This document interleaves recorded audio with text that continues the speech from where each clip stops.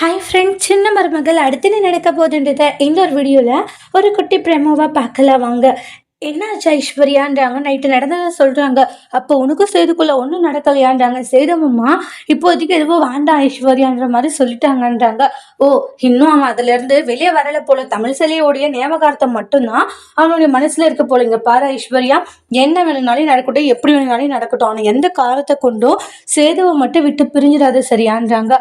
கொஞ்சம் கொஞ்சமாக சேதுவை மாற்ற வேண்டியதும் பொறுப்புன்றாங்க. அந்த குழந்தைய வேற தூக்கிட்டு வந்து மேலே ரூம்ல வச்சுட்டாங்க. என்ன சொல்றா அம்மா, ஆனா பெருசா சேதுவமா கண்டுக்கலாம். ஆனா அந்த கருப்பண்ணா இருக்காங்களே, இனிமேல் வந்து இந்த குழந்தை உன்னுடைய பொறுப்புன்னு சொல்லி ஒப்படைச்சிட்டு போயிட்டாங்க. சே, அவனுக்கு வேற வேலையே கிடையாதுன்ற மாதிரி சொல்றாங்க.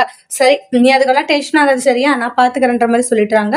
அதுக்கு அடுத்துதான் சேது பாத்தீங்கன்னா ஒரு மாதிரி ரொம்ப அப்செட்டா இருக்காங்க. அந்த குழந்தைய எடுத்துட்டு வந்து வச்சதும், இனி இந்த குழந்தைய வளர்க்க வேண்டியது உன்னுடைய பொறுப்பு, இது உன்னுடைய கடமைகள் அப்படின்ற மாதிரி கருப்பு சொல்லுவாங்க. இந்த குழந்தைய நீ தான் பாத்துக்கணும்னே என்ன பேசிட்டு இருக்கே மாமான்றாங்க. வேற என்னடா சொல்றது, இது உன்னுடைய குழந்தை, உன்னுடைய ரத்தம்டான்றாங்க. அப்படி இருக்கும்போது இந்த குழந்தைங்க என்ன பண்ணாம பண்ணிக்க, இந்த குழந்தை தூக்கி போட்டுருவியா இல்ல வேற யாருக்காச்சும் கொடுத்துருவியா? அது உன்னால முடியாது, இது உன்னுடைய கடமை, நீ செஞ்சுதான் ஆகணும்ன்றாங்க. வேற எதுவும் என்னால சொல்ல முடியாது, வாமா மலர் போலான்னு சொல்லிட்டு போயிடுவாங்க. சேது அந்த குழந்தையவே பார்த்துட்டு இருக்காங்க. மாமா வேண்டாம் மாமா, யார்கிட்டயாச்சும் இந்த மோகனத்துக்கிட்ட இது கொடுத்துறேன் நானும் எடுத்துட்டு போவாங்க. உடனே சேர்த்து தடுக்கிறாங்க. வேண்டாம், இது நம்ம வீட்டுக்கு வந்துருச்சு, நீ நான் பாத்துக்கிறேன்றாங்க.